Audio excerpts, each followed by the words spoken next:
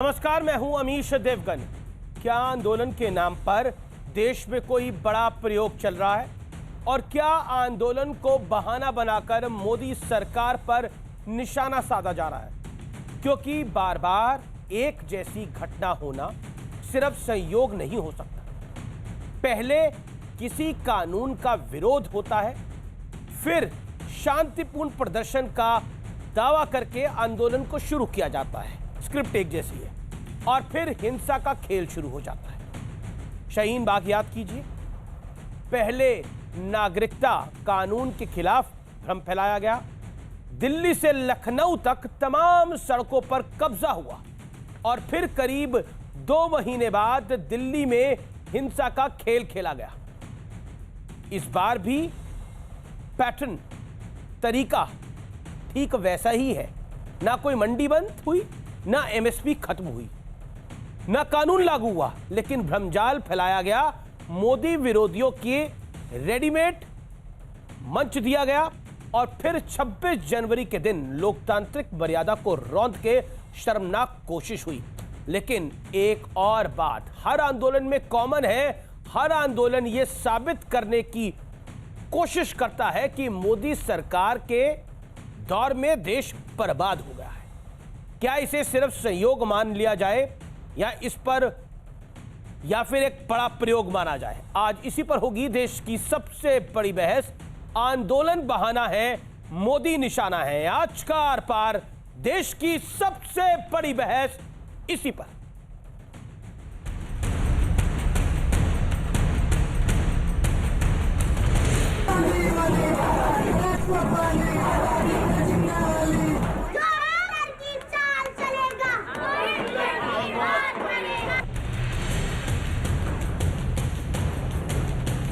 दिल्ली खबरदार, जो ट्रैक्टर को रोका उसका इलाज भर देंगे, जो ट्रैक्टर को रोकेगा उसके बक्कल तार दिए जाएंगे अगर ट्रैक्टर को रोका किसी ने। आज हमारा नौजवान मचल रहा है, ये नेतृत्व एक सीमा तक ही उसे रोक सकता।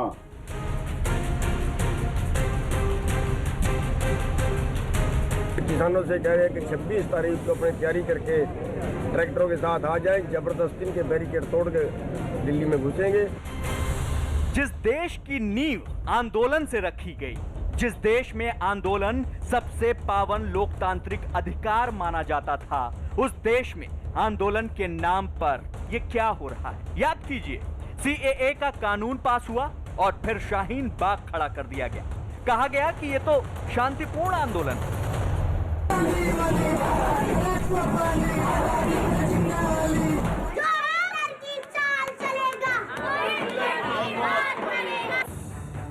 विपक्ष को रेडीमेड मंच मिल गया मोदी सरकार को कोसने के लिए। जो भी कुर्बानियां देनी हो उसके मैं भी शामिल होने को तैयार हूँ। अब देखें कि किसके हाथ कौन किसका हाथ मजबूत है, हमारा या वो काफिर। और फिर पिछले साल फरवरी में दिल्ली सुलग उठी। आप देखिए, यहां पेट्रोल बम पड़ा हुआ है, गुलेल पड़ी हुई है, पत्थर पड़ा हुआ है, पेट्रोल बम पड़ा हुआ है, इधर छोटे पत्थर हैं, उसके साथ साथ इधर क्रेट है, इधर क्रेट है। आखिर ये क्या पैटर्न है? लोगों को भड़काओ, आंदोलन खड़ा करो और फिर हिंसा का तांडव मचाओ। यही पैटर्न किसान आंदोलन के नाम पर दिख रहा है। न मंडी बंद हुई, न एमएसपी खत्म हुई, लेकिन भ्रमजाल का आंदोलन खड़ा हो गया। प्रधानमंत्री के लिए मृत्युगान गाया गया।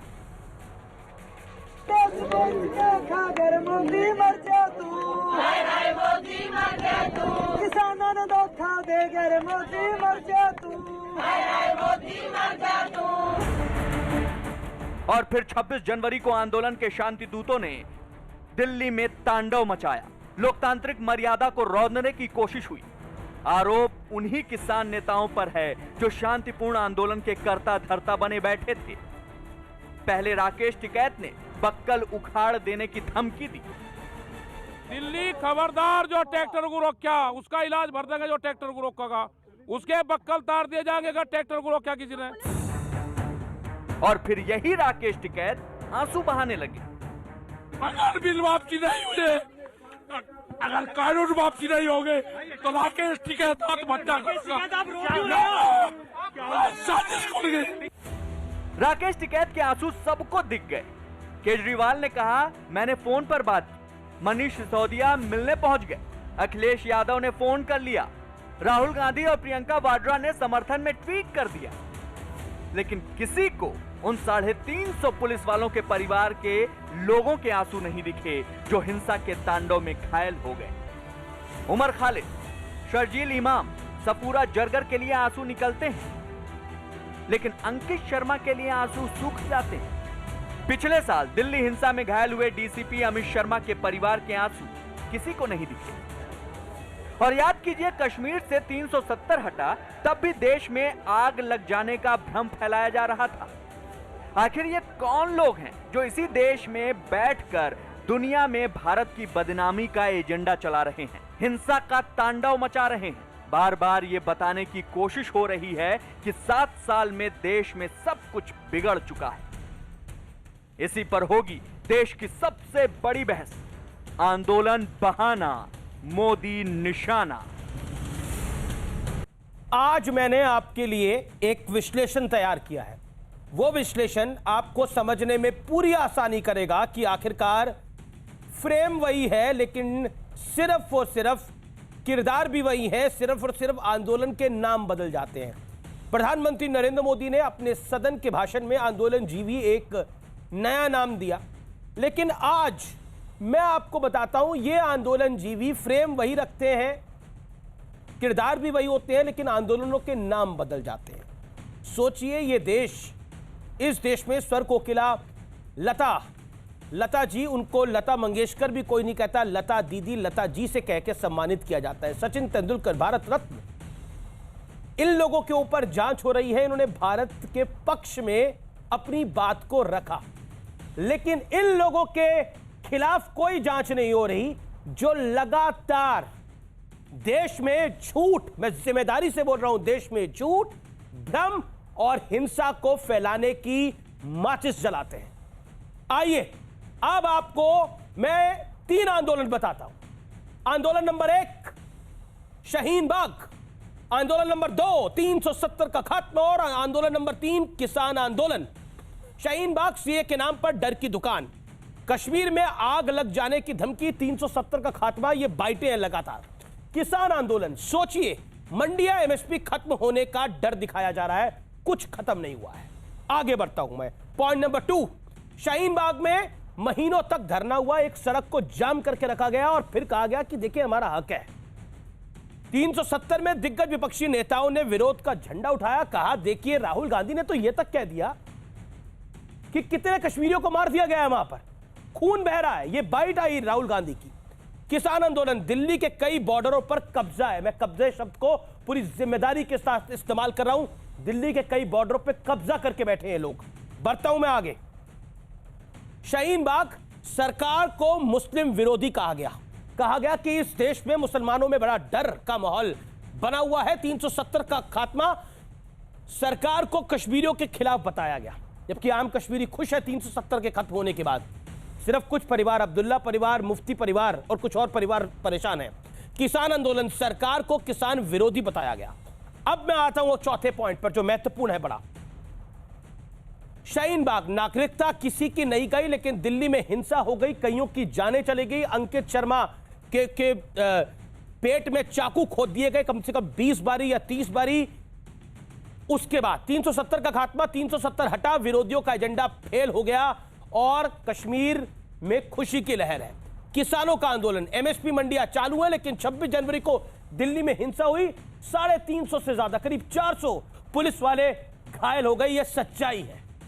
लेकिन किसी ने घायलों के परिवार से उनके हाल नहीं पूछा, लेकिन सबको राकेश टिकैत के उस समय के आंसू दिखे, लेकिन उन 350 परिवारों के आंसू किसी को नहीं दिखे। मैं जानना चाहता हूं क्यों। बढ़ता हूं मैं आगे। अब जो कि बड़ा कॉमन फैक्टर है, बड़ा कॉमन फैक्टर, आप बोलेंगे लगता है गलती से टाइप हो गया, नहीं, यह गलती से टाइप नहीं हुआ।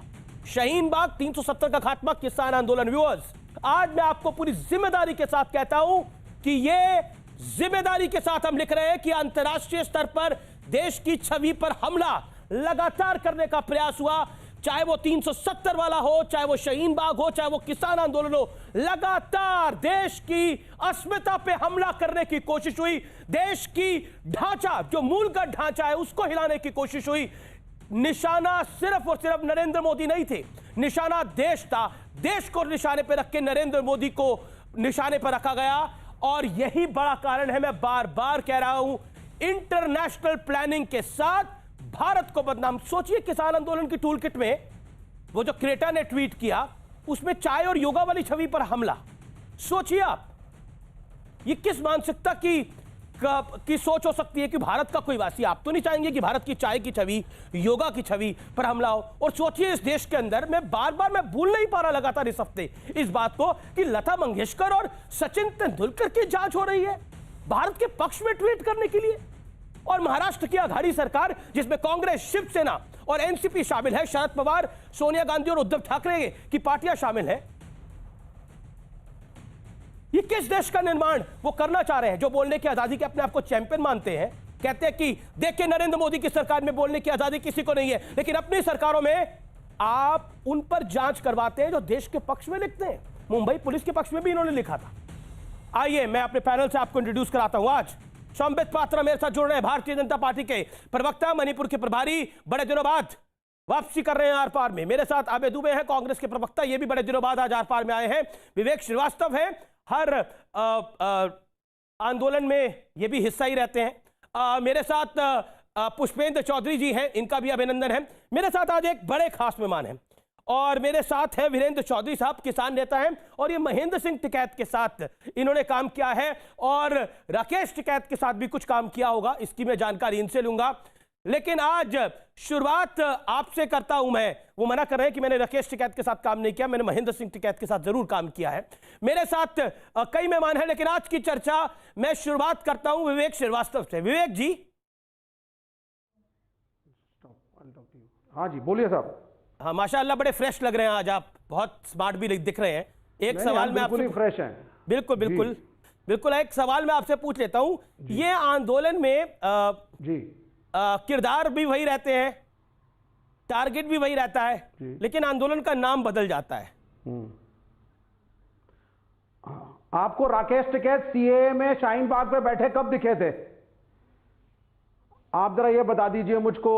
या बालकरण सिंह बराड़ आपको कब दिखे थे कि वो बैठे हों जब लव जिहाद के खिलाफ कुछ लोग इकट्ठा हुए थे? तो किरदार सेम कैसे हो गए सर? इस बार किसानों का आंदोलन है और शाहीन बाग अलग लोगों का आंदोलन था।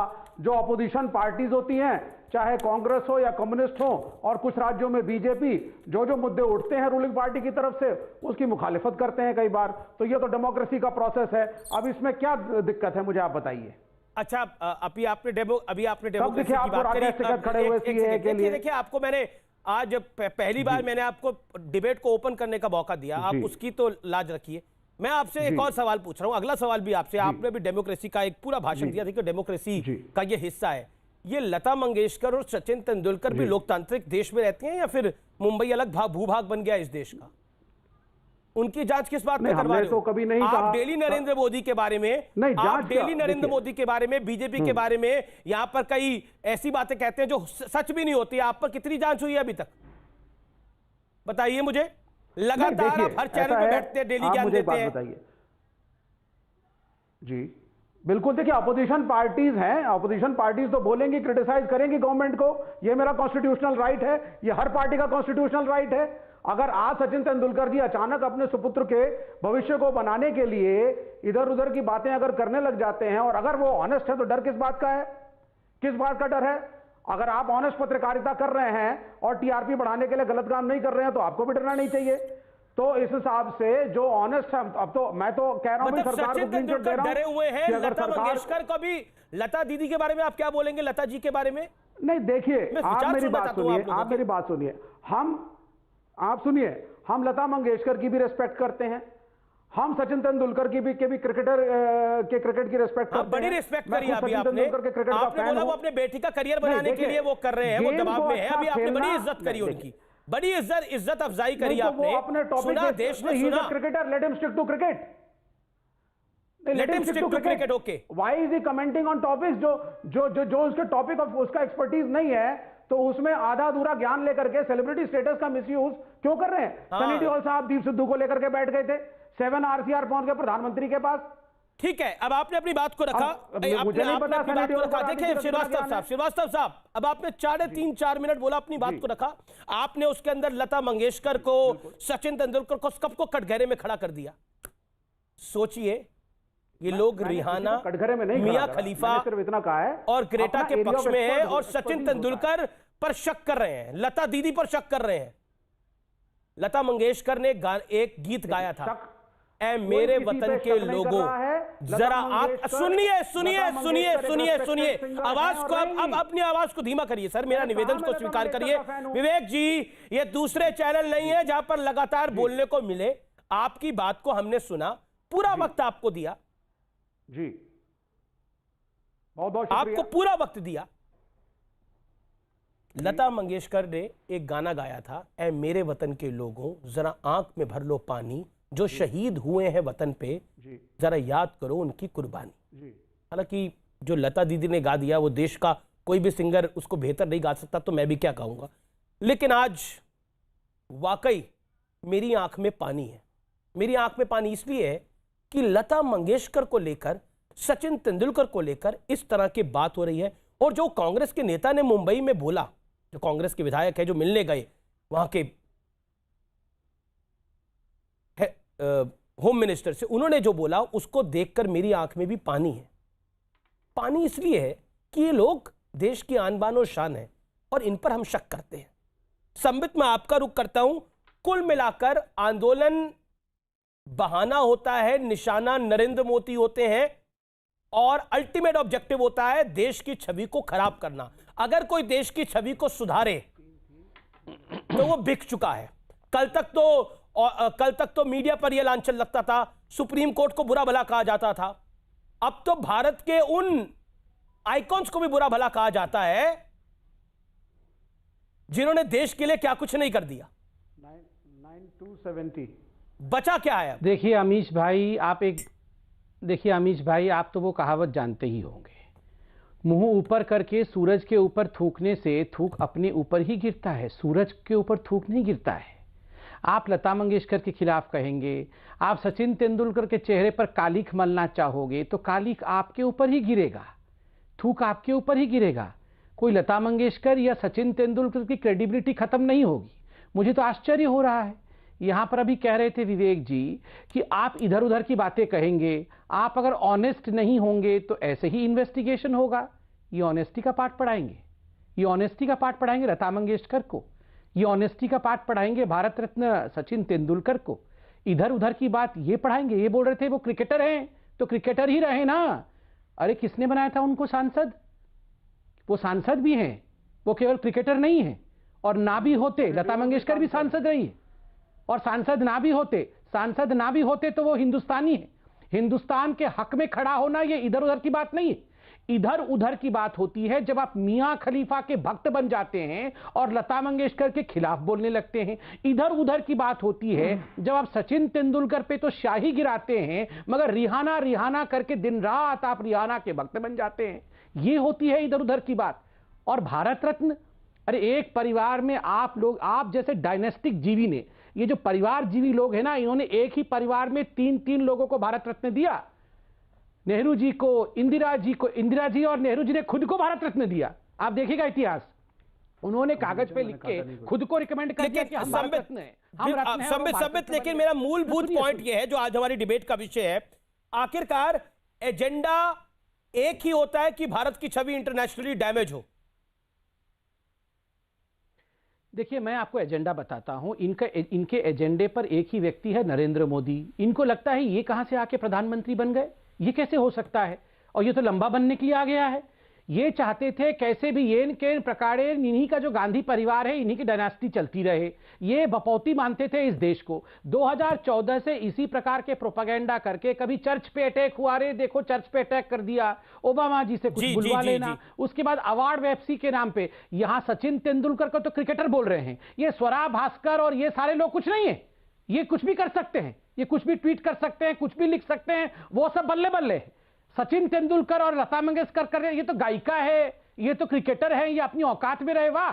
और स्वरा भास्कर मल्लिका है, कमाल की बात है, ये सब अवार्ड वापसी कर रहे थे ना। उसके बाद सीएए में बैठ के स्वरा भास्कर का तो दिल्ली के दंगों को भड़काने में हाथ है, वो तो ट्वीट कर रही थी कि आप स्ट्रीट्स को हिट करिए। नहीं, वो देखिए, ये सारे एक ही थाली के चट्टे बट्टे हैं। इनका एक ही मकसद है, मोदी को हटाओ, और मोदी हटाओ के चक्कर में इनके मुंह पे अब भारत हटाओ आ गया है। ठीक है, मोदी जी पे अटैक करते करते ये भारत पे अटैक करना शुरू कर चुके हैं। और देखिए, हिंदुस्तान की जनता ये सब देखिए, आप क्या सोचते हैं, मियां खलीफा के साथ खड़े होंगे और लता मंगेशकर को गाली देंगे, नरेंद्र मोदी से कहीं बड़ा करेगा? नरेंद्र मोदी भारत नहीं है, नरेंद्र मोदी को आपने भारत बना दिया। ये आ गए मियां खलीफा के भाई आ गए, नरेंद्र मोदी है, कल को ये आ गए आपके अटल बिहारी विवेक खलीफा जी है, कोई और है। ये देखिए जरा, ये विवेक खलीफा जी को देखो जरा, नॉन स्टॉप चिल्लाएंगे। आप रूलिंग पार्टी के प्रवक्ता हैं, आप क्या, थोड़ी अरे वाह, गंभीरता मियां खलीफा कोई गंदी चीज है क्या? जब मैं तो उनका नाम लिया, बिल्कुल। आप बताओ, मियां खलीफा को पसंद नहीं करते?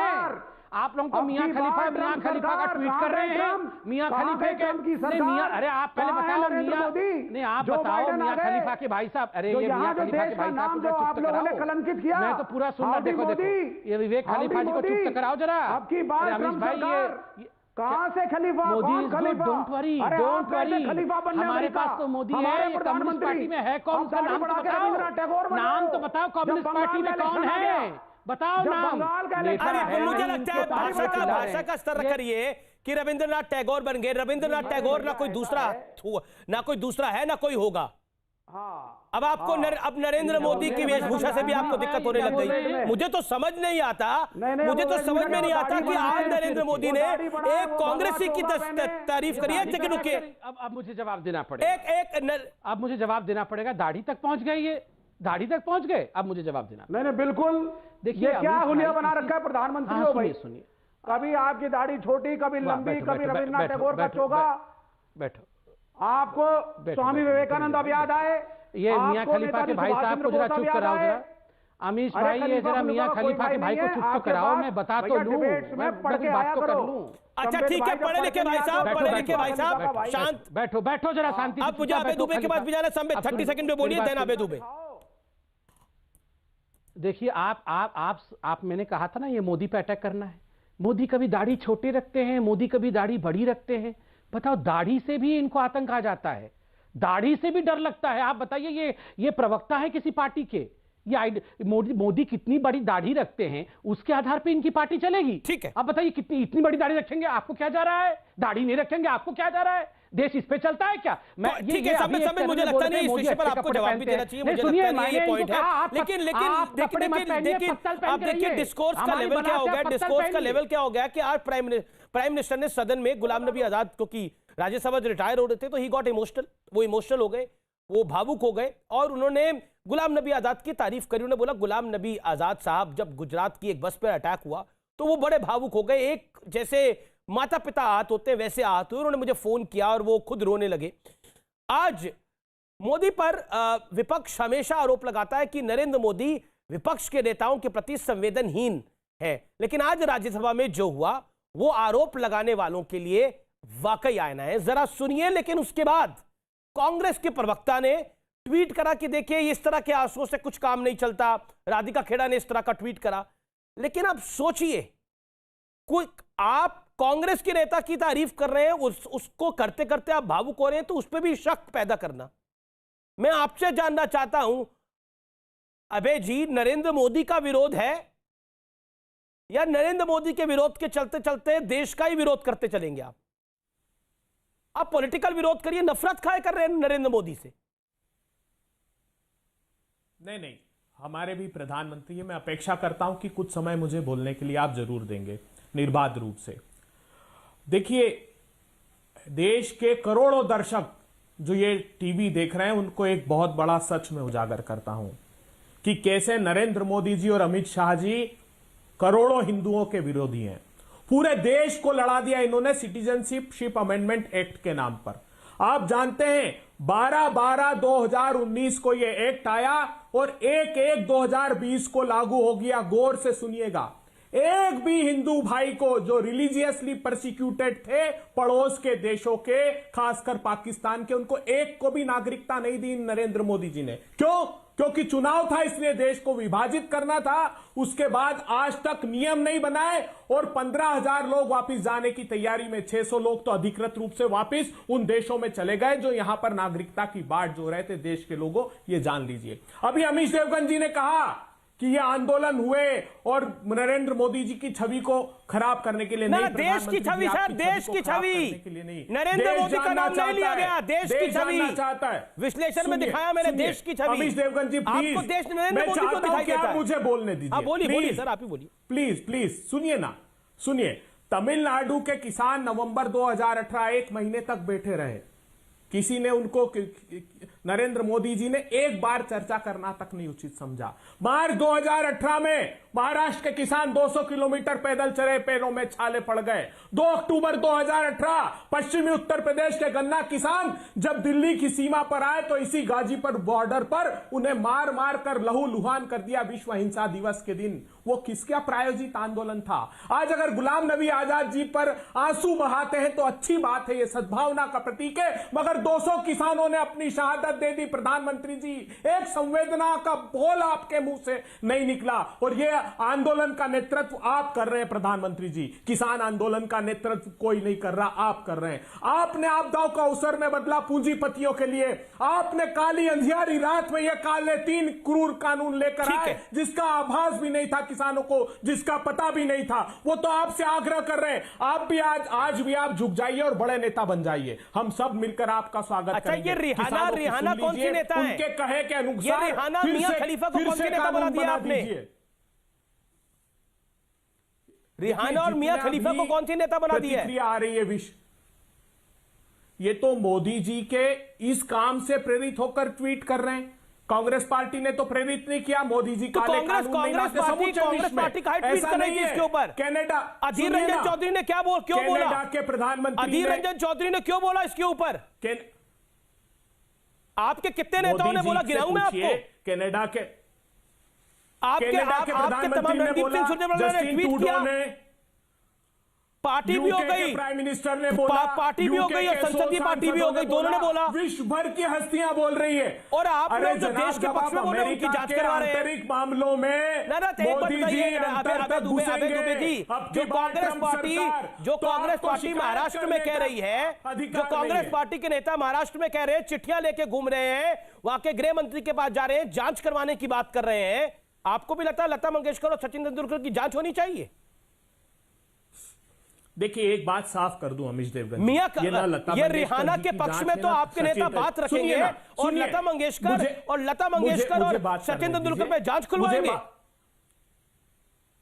देखिए, 20 बार आपके सम्मित पात्रा जी ने मियां खलीफा का नाम लिया है। कितना पसंद करते हैं उससे समझ लीजिए। न लता मंगेशकर के लिए न सचिन तेंदुलकर की जांच है।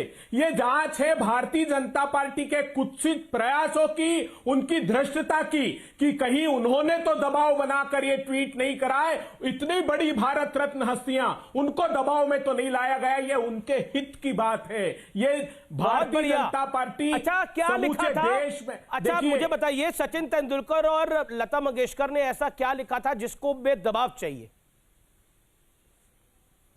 बताइए सर। देखिए, समूचा देश आंदोलित है। नहीं, क्या लिखा था लता मंगेशकर और लता दीदी ने और सचिन तेंदुलकर ने, अजय देवगन ने, अनुपम खेर ने, अक्षय कुमार ने, ऐसा क्या लिखा था जिस पे दबाव चाहिए? मैं जानना चाहता हूं।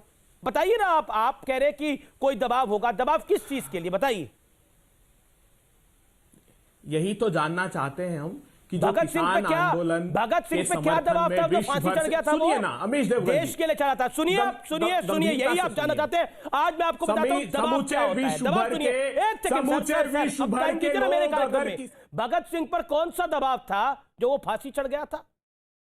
चंद्रशेखर आजाद पे कौन सा दबाव था जो उसने खुद को गोली मार ली थी? मैं जानना चाहता हूं। और अब आप सचिन तेंदुलकर और लता मंगेशकर की बात करते हैं। आप सचिन तेंदुलकर का मैं आपको किस्सा बताता हूं। 23 मई 1999 सचिन तेंदुलकर ने वर्ल्ड कप जो इंग्लैंड में हो रहा था उसमें 100 स्कोर किया था, सेंचुरी बनाई थी। और आपको पता है, उससे कुछ दिन पहले, सिर्फ 3 दिन पहले उनके फादर का देहांत हुआ था, उनके पिता का देहांत हुआ था और बड़ी इमोशनल सेंचुरी थी उनकी। किसका दबाव था? दबाव नहीं था अबे जी, विवेक जी, दबाव नहीं था, देश के प्रति समर्पण प्रेम था।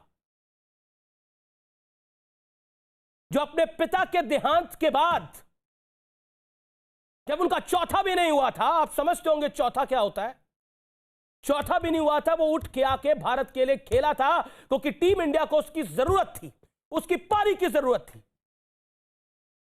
कोई दबाव नहीं होता अबे दुबे, देश के प्रति प्रेम करने का कोई दबाव नहीं होता। आप पे कोई दबाव डाल सका जो देश के प्रति आप प्रेम करो या नफरत करो? कोई दबाव आप पे नहीं बना सकता ना। तो मुझे लगता है कि ये मानसिकता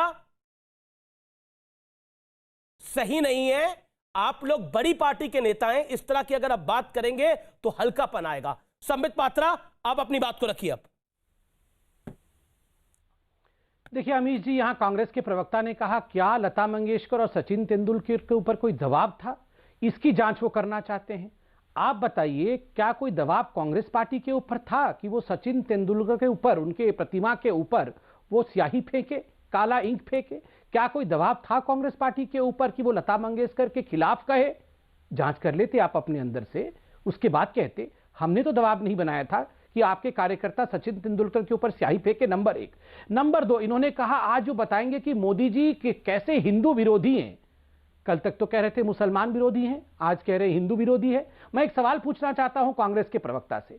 देखिए आज एक ऐतिहासिक दिन है, 2 बड़े चीज हुए हैं पार्लियामेंट के अंदर। पार्लियामेंट के अंदर हमारे देश के एलओपी गुलाम नबी आजाद साहब ठीक रिटायरमेंट से पहले उन्होंने अपने भाषण में कहा कि मैं गौरवान्वित महसूस करता हूं कि मैं हिंदुस्तान का मुसलमान, और मैं गौरवान्वित महसूस करता हूं मैं पाकिस्तान नहीं गया, और हिंदुस्तान का जो मुसलमान है वो विश्व का सबसे खुश मुसलमान है। ये तो कांग्रेस पार्टी हमेशा कहती है कि इस देश में मुसलमान दुखी है। मैं जानना चाहता हूं कांग्रेस पार्टी के प्रवक्ता से कि वो गुलाम नबी आजाद साहब भी तो कांग्रेस के हैं, से सहमति रखते हैं या नहीं? गुलाम नबी कौन सा आपके हैं? वो भी तो कांग्रेस के हैं। हालांकि कांग्रेस के निशाने पर है आजकल, लेकिन है तो कांग्रेस के ही। अमीश जी, नहीं, मैं वही जानना चाहता हूं कि क्या कांग्रेस पार्टी के प्रवक्ता इस बात पे विश्वास रखते हैं कि हिंदुस्तान का मुसलमान सबसे ज्यादा खुश मुसलमान है और सबसे अच्छे तरीके से हिंदुस्तान में रहता है? अबे दुबे जवाब सबसे दुखी है। ठीक है सब अबे दुबे जवाब 30 सेकंड, देन पुष्पेंद्र चौधरी। अमीश जी देखिए, पहले तो मैं चाहता हूं सिर्फ 10 सेकंड आपकी जो भावनात्मक बातें थी उसका एक भावनात्मक जवाब देना चाहता हूं। हां, मैं इस बात से सहमत हूं कि मूर्धन्य क्रिकेट खिलाड़ी सचिन तेंदुलकर, मूर्धन्य गायिका लता मंगेशकर जी का अभूतपूर्व योगदान है हिंदुस्तान के निर्माण में। लेकिन उन पंजाब और हरियाणा के किसानों के योगदान को मत भूलिए। 1965 में जब एमएसपी आया, जानते हैं क्या परिस्थितियां थी? सिर्फ 12 मिलियन टन गेहूं का प्रोडक्शन हिंदुस्तान में होता था, और जितना हमको इंपोर्ट करना पड़ रहा था उतना ही फॉरेन रिजर्व हमारे पास था। और ये पंजाब और हरियाणा के किसान थे जिन्होंने समर्थन मूल्य लागू होने पर 26 मिलियन टन गेहूं पैदा किया और भारत को, हिंदुस्तान को गेहूं के मामले में आत्मनिर्भर कर दिया। नहीं, देखिए किसी की इज्जत करना दूसरे की बेइज्जती करने के बराबर नहीं होता। ये आपका एग्जांपल गलत है। मैं वीरेंद्र चौधरी का रुख करता हूं, पुष्पेंद्र चौधरी का रुख करता हूं। दोनों किसान नेता हैं और वीरेंद्र चौधरी जाने माने किसान नेता हैं। मैं वीरेंद्र जी और पुष्पेंद्र जी आपके पास आता हूं। बड़ा महत्वपूर्ण डिस्कशन हम कर रहे हैं आज, इसमें किसान आंदोलन भी सम्मिलित है। लगातार हमने देखा है कि पिछले गत वर्षों के अंदर, खास तौर पर 2019 के बाद जब से सेकंड नरेंद्र मोदी गवर्नमेंट आई है, तब से हमने देखा है किस तरह की मोटर स्प्रेंडी होती है और किस तरह से घटनाक्रम होता है। चौधरी साहब, आप भी किसान हैं, आपको लगता है कि आपसे मैं जानना चाहता हूं, सचिन तेंदुलकर और लता दीदी की जांच होनी चाहिए, आप क्या कहते हैं इस विषय के ऊपर? और क्या आपको लगता है ये जो पूरे आंदोलन है ये संचालित होते हैं या जेन्युइन है? ये मेरे से संबोधित है मामला? जी सर, जी सर। वीरेंद्र चौधरी, अगर मेरे से संबोधित है तो मान्यवर मैं ये कहना चाहूं, बहुत बढ़िया करा मेरे घर वालों ने मुझे दिल्ली के आसपास नहीं पढ़ाया, गांव के स्कूलों में और कस्बों के कॉलेज में रह गया। दिल्ली पढ़ाया का तो बुरा हाल हो रहा है वहां करके, कौन कौन क्या क्या कर रहा। भाई लता मंगेशकर आइकन है इस देश की, सचिन तेंदुलकर आइकन है इस देश का, इससे देश का सम्मान बढ़ता है। और रही बात ये इसकी, ये जो बोलने वाले हैं 370 हटाओ, हमसे नहीं पूछा, सीए लागू करो, हमसे नहीं पूछा, किसान बिलों के ऊपर हमसे नहीं पूछा। ये जो इनके प्रतिनिधि संसद में बैठे जिनकी मौजूदगी में बिल पास हुए हैं, ये क्या कर रहे हैं वहां? वे भत्ता क्यों ले रहे हैं वहां से? अपने घरों क्यों नहीं बैठते आके? सदन में रहेंगे, पेंशन लेंगे, सब कुछ करेंगे, दिल्ली मकान लेंगे, अंदर वोट देखाएंगे, बाहर मना करेंगे। क्या सांग है यो? कोई हमें बता दो इनकी किंग है बोल रहे हैं, किंग है कर रहे हैं, क्या कर रहे हैं ये? पर आपने तो महेंद्र टिकैत साहब के साथ काम भी किया। राकेश टिकैत भी कह रहे हैं कि देखिए अब ये आंदोलन है और उनका आंदोलन डेली एक नई मांग को लेके आ जाता है। क्या कहना चाहते हैं आप? मैं महात्मा के साथ, वो महात्मा था, वो एक चमत्कार था। महेंद्र सिंह टिकैत एक महामानव था। वो कम पढ़ा हुआ था, कॉलेज में नहीं पढ़ा था, लेकिन ये बुद्धि बहुत चलती थी। मान्यवर मैं उनके साथ रहा हूं और उनके साथ अगर कहीं हिंसा गलती से हो गई, किसी आंदोलन में कहीं हिंसा हो गई गलती से, आंदोलन कॉल ऑफ। उन्हीं महेंद्र सिंह टिकैत की परंपरा पे नरेश टिकैत चले। दिल्ली में हिंसा हुई, 26 जनवरी को झंडे के साथ बेइज्जती हुई, उन्होंने आंदोलन कॉल ऑफ हुआ, लेकिन उनका सेनापति बगावत कर गया। वो सेनापति बगावत कर गया। उसने जो चौधरी है, खाप का चौधरी है, जिसका वर्ड लास्ट होता है बालियान खाप का चौधरी है, उसके ऑर्डर को डिसोबे किया। कोई इंटरेस्ट था, कोई बात थी। चौधरी आज भी दुखी है और चौधरी वहां बैठा है। चौधरी को बुलवा लो अमीश जी, सरकार को राय दे दो। चौधरी को बुला लो, हिंदुस्तान की भारतीय किसान यूनियन के अध्यक्ष को बुला लो, सेनापति को हटाओ। तो देखिए आप बड़ी आपका बड़ा सम्मान है। राकेश टिकैत का फिर इंटरेस्ट क्या है? क्योंकि कांग्रेस कह रही है कि हम राकेश टिकैत के साथ खड़े हैं, आरएलडी कह रही है कि हम अब राकेश टिकैत के साथ खड़े हैं। अमीश जी एक बात सुनिए, 1 मिनट लगेगी, आपका ज्ञान में वृद्धि कर दूं जी। राजा हर्षवर्धन ने टिकैत की 34 नस्ल पहले एक रिश्ता किया था, अपनी बहन राजश्री का रिश्ता किया था, तब टिकैत की पदवी दी थी राजा हर्षवर्धन ने। और टिकैत केवल वो होता है जो बालियान खाप का चौधरी होता है। चौधरी महेंद्र सिंह टिकैत के बाद नरेश टिकैत बालियान खाप का चौधरी है। किसी और को टिकैत लगाने का अधिकार नहीं है, राकेश को भी नहीं है, किसी को नहीं है। केवल टिकैत के सम्मान, टिकैत शब्द की कृपया बेइज्जती मत करें। टिकैत का अधिकार केवल नरेश टिकैत है। टिकैत का मतलब बालियान खाप का चौधरी। इसे उसे मत करिए। राष्ट्रपति एक हुआ देश में सारा खानदान राष्ट्रपति नहीं लिखता। आप भी एंकर हैं, आपका सारा घर एंकर नहीं लिखने का। ये मत करिए, तथ्यों को सही लाइए। ये जो सारे तथ्य गलत कर दिए, पुष्पेंद्र चौधरी आपने सुना जो महेंद्र सिंह टिकैत के साथ काम कर चुके हैं, बोट क्लब में गोलियां भी इन लोगों ने खाई। वीरेंद्र चौधरी, पुष्पेंद्र चौधरी क्या कहना चाहते हैं? क्या आपको लगता है कि स्क्रिप्ट पूरी लिखी जा चुकी थी? विदेश स्क्रिप्ट लिख रहा है इस पूरे आंदोलन की, पटकथा विदेशी लोग लिख रहे हैं, इसलिए जनता का समर्थन अब नहीं है? नहीं, देखिए कोई विदेश से कोई स्क्रिप्ट नहीं लिखी जा रही है और किसानों का प्योरली ये आंदोलन है। इसमें 40 लोग हैं जो निर्णय लेते हैं। ना तो कोई अकेले राकेश टिकैत कोई निर्णय ले सकते हैं, ना कोई अन्य दूसरा व्यक्ति कोई निर्णय ले सकता है। ये जो है अनेकों संगठन इसमें लगे हुए हैं, जो सिंघू बॉर्डर पे मौजूद है, टीकरी बॉर्डर पे मौजूद है और गाजीपुर बॉर्डर पे मौजूद है, नरसिंहपुर पे मौजूद है। और सारे देश प्रदेश के जो है जो प्रदेश हैं अपने, पंजाब हो, हरियाणा हो, वेस्टर्न यूपी हो, सभी लोगों के, सभी जाति धर्मों के किसानों का ये आंदोलन है। मूल रूप से इसकी 2 मांग है। एक, एमएसपी की लीगल गारंटी की जाए और इन कानूनों में जो है इनको वापस लिया जाए। मेरा ये स्टैंड रहा है शुरू से कि यदि एमएसपी की लीगल गारंटी कर दी जाती तो कानूनों में कुछ संशोधन के साथ किसानों को तैयार किया जा सकता था। इसी विषय को हम बार बार यहाँ रखते रहे हैं। कल आदरणीय प्रधानमंत्री जी ने जो बात कही है उसको भी मैं स्पष्ट कर दूं। उन्होंने कहा है और हमने उनका धन्यवाद भी दिया है। प्रधानमंत्री चुने हुए प्रधानमंत्री है, उनका सम्मान है, उनकी बात पे विश्वास है। जो उन्होंने कहा है कि एमएसपी थी, है और चालू रहेगी, लेकिन इसमें उन्होंने जो एग्जिस्टिंग व्यवस्था उसके बारे में बात की है। ठीक है। ये इसके अलावा दूसरी व्यवस्था जो खड़ी कर रहे हैं इन कानूनों के माध्यम से, उसमें भी यदि एमएसपी लागू हो जाती आपको लगता नहीं है राकेश टिकैत हो जाता? जाट पॉलिटिक्स की अब राजनीति कर रहे हैं, वो जाटों के नेता बनना चाहते हैं, ऐसा लग रहा है? क्योंकि वो तो बात करें कि नेताओं को अपनी पेंशन भी छोड़ देनी चाहिए, युवाओं को नौकरी भी मिल जानी चाहिए। ये किसान, ये एमएसपी तक तो मामला सीमित नहीं रहा है। इसीलिए ये जो टूल किट थी इसमें लिखा भी था कि आंदोलन वापसी हम नहीं कर सकते अगर कानून वापस भी हो जाए तो।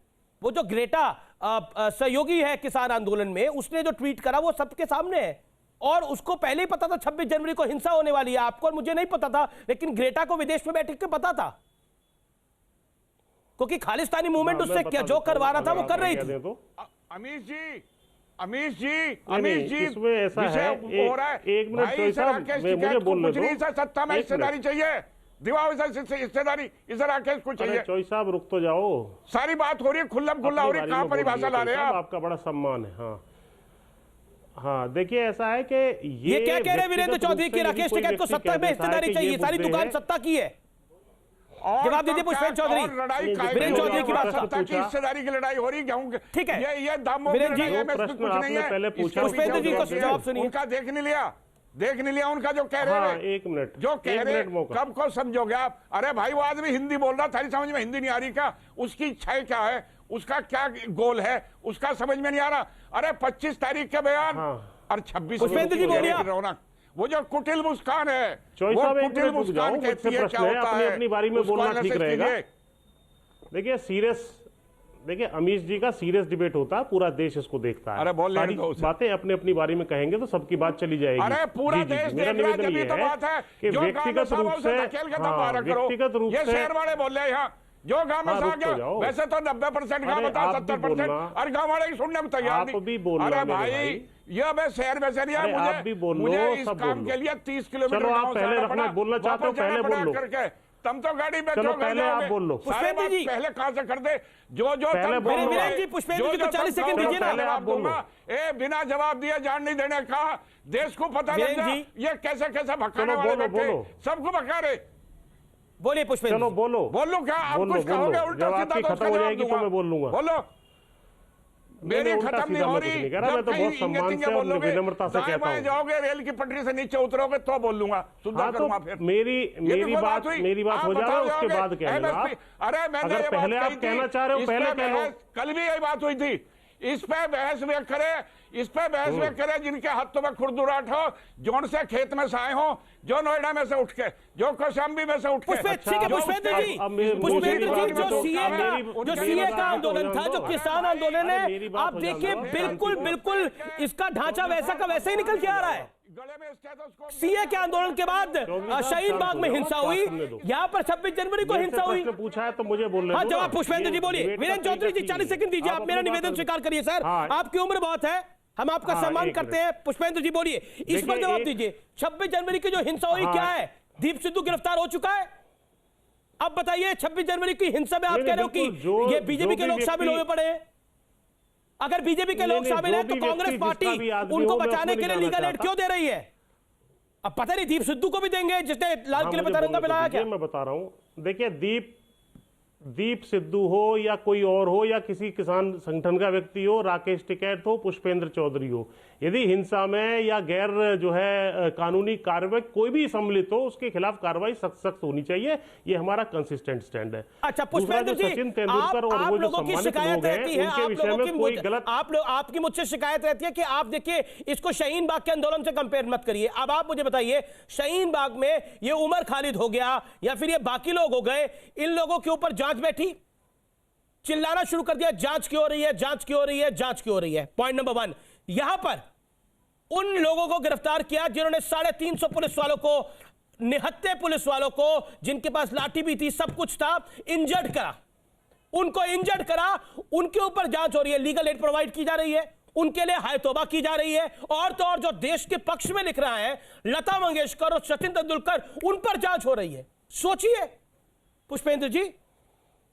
हाँ, अब मुझे बोलने तो दीजिए। देखिए, जहां तक किसी भी व्यक्ति का, चाहे वो गिरफ्तार हो या उसके खिलाफ एफआईआर हो, चाहे वो अपराधी हो या निर्दोष हो, हमारे देश का कानून है, उसको अपनी डिफेंड करने का अधिकार है। उसको प्रोसिक्यूट करने के लिए भी अगर उसके पास वकील नहीं है तो कोर्ट स्वयं वकील प्रोवाइड कर देता है कि भाई ये वकील आपको पॉलिटिकल पार्टी प्रोवाइड करनी चाहिए। हाँ, वो किसान नेताओं को बोलना चाहिए, जो सो कॉल्ड किसान नेताओं को बोलना चाहिए इनके बारे में।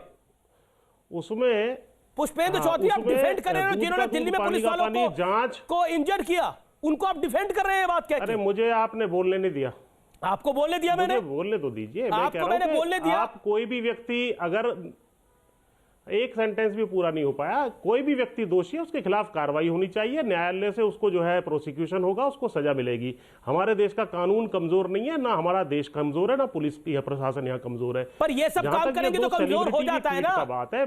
ये सब काम करेंगे अगर आप जो देश की पुलिस को इंजर्ड कर रहे हैं लोग, उनको अगर कानूनी प्रक्रिया में मदद करने की बात होगी और एक प्रदेश की रूलिंग पार्टी ये सब कुछ करेगी तो देश कमजोर हो जाता है ना। देश कमजोर करने के लिए बाहर से गोले नहीं दागने पड़ते, बाहर से गोले नहीं दागने पड़ते, ये सब कार्य करके भी देश कमजोर ही होता है। 26 जनवरी को तिरंगे की जगह पर कोई और धार्मिक झंडा फहराकर देश ही कमजोर हुआ। ये जो तलवार मार रहा है देश ही कमजोर करा, जिसने दिल्ली में हिंसा करी उसने देश ही कमजोर करा। चाइना को गोली नहीं चलानी पड़ी थी उसके लिए, और पाकिस्तान को बंदूक नहीं चलानी पड़ी थी उसके लिए। वो घटना बिल्कुल अमीश जी गलत थी, और जिसने भी उसको कारित किया है वो उसके घटना खिलाफ गलत कड़ी थी, से वो कड़ी घटना को कार्रवाई हो, करने वाले इसके हम सही कैसे हैं? मैं ये सवाल मेरा सिंपल है। नहीं वो गलत है, मैं कह तो रहा हूं, कह रहा हूं मैं गलत थे वो भी, जो भी जिसने भी किया, जिसके भी व्यक्ति थे, जिसके साथ भी उसके फोटो थे, सब चीजों को पकड़ करके उसके ऊपर कार्रवाई होनी चाहिए। संबित कुल मिला मैं आपसे बिल्कुल 40 सेकंड में इस जवाब को चाहता हूं। क्या आपको लगता है कि यह आपकी सरकार का भी बड़ा फेलियर है? पहले शाहीन बाग होता है, फिर दिल्ली की हिंसा होती है, फिर किसान आंदोलन होता है, किसानों के नाम पर आंदोलन होता है, और फिर उसमें खालिस्तानी एंगल जुड़ जाता है, विदेशों से सबूत मिलते हैं और 26 जनवरी की हिंसा हो जाती है। देखिए, मोदी जी ने कल संसद में, राज्यसभा में अपने भाषण को रखते हुए एक महत्वपूर्ण बात कही थी। उन्होंने कहा चलिए ठीक है, कभी कभी इतने बड़े देश में, इतने बड़े लोकतंत्र में कभी कभी फूफी नाराज हो जाती है कि अरे मुझसे पूछ लेते तो अच्छा रहता। ये शादियों में भी फूफा नाराज होते हैं, और ये फूफिया नाराज होना कोई असंभव बात नहीं। अरे ये तो नाराज केवल फूफी नाराज होने वाली बात नहीं है, देश को नुकसान हो रहा है इससे। हाँ, मैं बता रहा हूँ। नहीं, ये अगर फूफी नाराज भी हो जाती तो चलो फूफी को हम मना भी देते। ये जो फूफियाँ, 2 फूफियाँ बैठी हुई है यहाँ पे, ये फूफियाँ अगर नाराज भी होते तो हम फूफियों को मना भी लेते। मगर जब फूफियाँ षड्यंत्र करने लगते हैं, देश के बाहर दूसरे फूफियों से मिल करके, ये रिहाना, मियाँ खलीफा इत्यादि, और टूल किट जारी हो जाता है। गलती से ही तो भला हो ग्रेटा का, इस ग्रेटा ने गलती से ट्वीट कर दिया टूल किट को। उस टूल किट में क्या क्या लिखा हुआ था, किस प्रकार से हिंदुस्तान को धर दबोचना है, किस प्रकार से हिंदुस्तान को खत्म करना है, पूरी उसकी गाथा उस टूल किट में थी। तो ये केवल फूफी नाराज होने वाला विषय नहीं है, ये बदमाश फूफियां हैं, ये ऐसे षड्यंत्रकारी फूफियां हैं जो चाहते हैं कि राहुल बाबा किसी भी कीमत पे अपनी बात को रखिए, कंप्लीट तो कर लूं फिर फूफी को लेके। अरे फूफी जी जब मैं कंप्लीट तो कर लूं फिर फूफी को लेंगी। फूफा ही सही, मतलब वो तो मैं फूफी इसलिए बोल रहा था क्योंकि नरेंद्र मोदी जी ने सबका नाम फूफी रख दिया है। मगर फूफा जी आपकी अनुमति हो तो पूरा कर लूं, फिर आप बोल लेना। चलो फूफा जी बोलने देखिए, अमीश जी, संबित जी, मैं एक बात नोटिस कर रहा हूं अमीश जी, ये संबित जी ने 21 बार मियां खलीफा का नाम लिया और बड़ी रौनक आ जाती चेहरे पर इनके, जब भी ये प्रोनाउंस करते आप देखिएगा, आप इसको एक बार रिवाइंड करा कर देखिएगा। ये तो 2 पूंजीपति फूफा नाराज है संबित पात्रा जी, उसका संकट गहराया हुआ है। उन 2 पूंजीपति फूफाओं की नाराजगी का कहर 62 करोड़ किसानों को भुगतना पड़ रहा है, जो ठीक है। मियां खलीफा पे संबित पात्रा कुछ बोलेंगे। संबित पात्रा, ब्रेक के बाद मैं आता हूं, अब ब्रेक के बाद अपनी बात को रखिएगा, मैं एक अंतराल के बाद वापस आ रहा हूं। वेलकम बैक, आप देख रहे हैं आर पार न्यूज 18 पर। मैं सीधा रुख करता हूं संबित पात्रा का। संबित पात्रा, अबे दुबे ब्रेक से पहले आपसे कुछ सवाल पूछ रहे थे, जवाब दीजिए। नहीं, उनके तो सवालों के जवाब दूंगा, मगर मैंने एक सवाल बहुत पहले पूछा था। देखिए अमीश भाई, आज 2 महत्वपूर्ण विषय घटित हुए हैं पार्लियामेंट के अंदर। पहला, आप याद करिए, गुलाम नबी आज़ाद जी ने कहा कि हिंदुस्तान का मुसलमान सबसे धन्य भागी है कि वो हिंदुस्तान का मुसलमान है, यहां कोई डर का माहौल नहीं है। दूसरा, आज मीर मोहम्मद फयाज जो कि पीडीपी का एमपी है, उसने खड़े होकर नरेंद्र मोदी जी के सेंट्रल स्कीम का भूरी उसने तारीफ की है और कहा है जिस प्रकार जम्मू कश्मीर में काम हो रहा है, सेंट्रल स्कीम पहुंच रहे हैं, उसके लिए मोदी जी का धन्यवाद। मैं पूछना चाहता हूं, ये आप गुलाम नबी आजाद साहब ने आज जो बताया है उससे कांग्रेस के प्रवक्ता सहमत है या नहीं? क्योंकि कांग्रेस के लोग तो कहते हैं यहाँ डर का माहौल है। आप बताइए, यहाँ डर का माहौल है या यहाँ खुशनुमा माहौल है? 10 सेकंड बोलिए, 10 सेकंड आपके पास, बोलिए अबे दुबे।